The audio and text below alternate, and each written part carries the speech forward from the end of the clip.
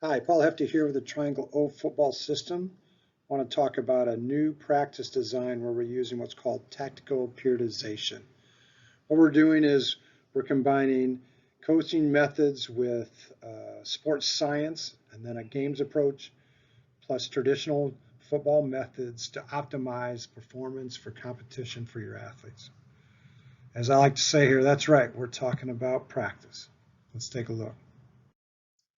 So why, what, and how to the tactical periodization system? What we're doing is we're evolving the simplicity of your practice schedule through sports science or sport performance. What this does is it develops your players' mental and physical skills so we can maximize their performance. What we're doing is using the games approach of teaching, which is an 80-20 rule. I like to use 80% now of your practice is going to be about decision making or tactical practice skills and 20% technical. What we're also doing then is training for game day speed. So we're going to change up some of traditional methods of football practices more closely to track or soccer. How we're going to do this is you simply count backwards from your game day, which is 0, and then we'll ramp into a peak speed day. That's the model. So you can see here, game day is 0, and then we go backwards, -1, -2, but -3 is that peak speed day, and -4 is where we start to ramp into that. So here's a typical Friday game day where that is 0 model. It's a high school model where we ramp into that -3 speed day. So you can see if we go backwards from Friday here, Tuesday becomes the speed day. So Monday is your foundation day where we're going to do a lot of fundamentals, and then we're going to align what we do tactically, decision making, situational, with also what we're doing from a physical standpoint. So that's that mental and physical combination. So you can see here, we're going to go a little slower tempo. We use our look and see tempo. We're going to focus now on the red zone going in and a little shorter practice. So we kind of ramp into Tuesday's that peak day. Now we're going to go speed game, speed day, and we want to use fire tempo fast as possible. We'll do free zone now, so it's zone where we're going to do shots, vertical concepts, a lot of third down and blitz, and then we can do our 2-minute. As you can see, this is going to be our longest practice as far as speed, but also in duration. Wednesday then, this is the big change. Now, 48 hours out from game day, we want to do what's called a no sweat day. We're going to go back and review everything, focus on critical, and then we'll do our 4-minute mule train where we've got to run out a clock. Again, shorter practice in the volume, 90 minutes. Thursday then becomes now a fast prep, or you pre-activate the central nervous system.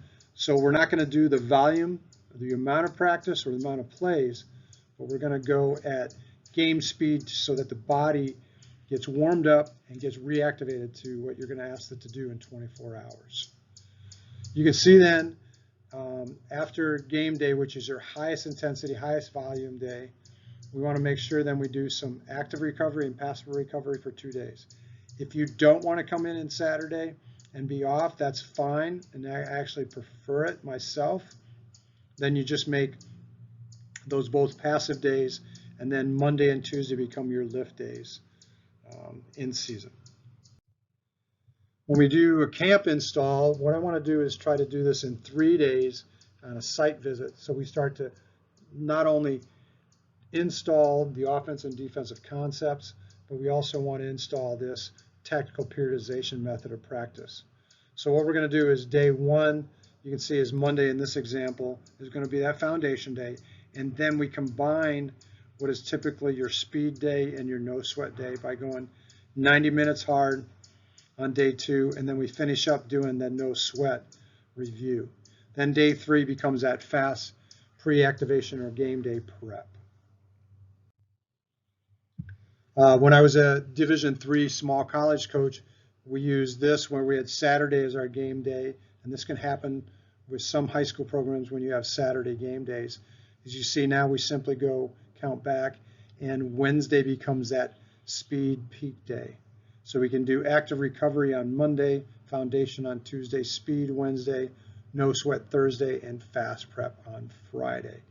What's great about this is then Monday, you can see there, besides rehab and recovery, you can take all the players that did not get significant playing time and do an inter-squad scrimmage, what I call a gray game, so that they get that high intensity, high volume workout that they missed on Saturday on Monday.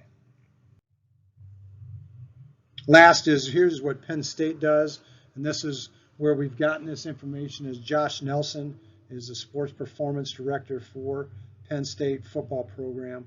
They use now a -4 speed day, and where now Tuesday becomes the fast peak, and then they ramp down from there using the foundation on the -3 day, Wednesday, no sweat on Thursday, and Friday is the fast prep. They again use what's called an NFL model, where they're going to, after a Saturday game, come in on Sunday and do their active recovery with the rehab, and then Monday is their day off, passive recovery day.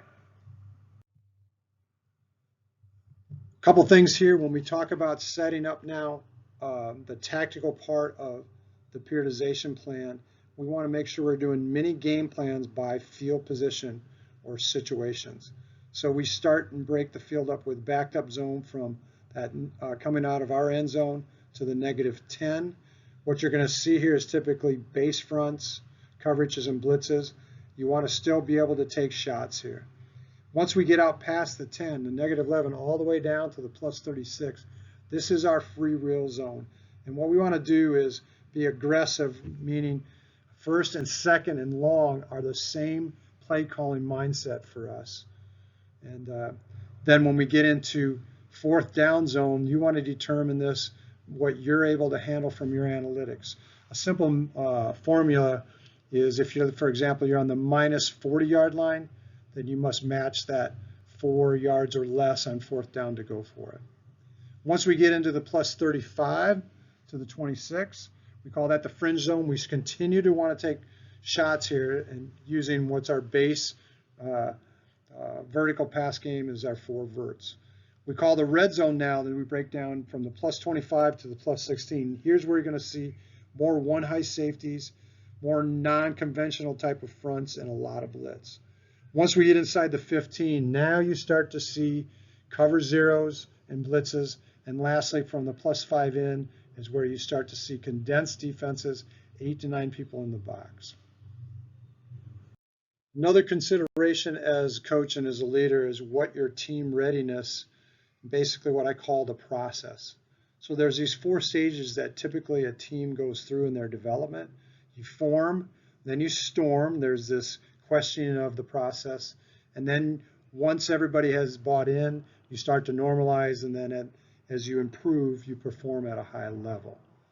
The key here is being aware of where your team or group is, and then your leadership style can adjust so that you can do a better job of empowering them in their development. So one way to look at it is what we call situational coaching. And through those 4 stages of development, you can see on the bottom left, we start in the forming stage 1. This is where you as a coach can take on more of an autocratic or commander style.